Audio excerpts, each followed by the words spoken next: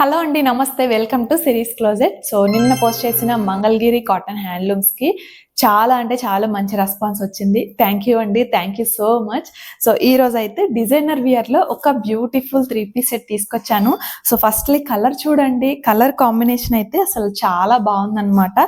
Mustard yellow and white colour combination లో వచ్చింది. White colour మొత్తం కూడా మనకి థ్రెడ్ వర్క్ అయితే వస్తుంది అనమాట. ఒకసారి డీటెయిలింగ్ కానీ ఫినిషింగ్ కానీ చూడండి, చాలా చాలా బ్యూటిఫుల్ గా వచ్చింది.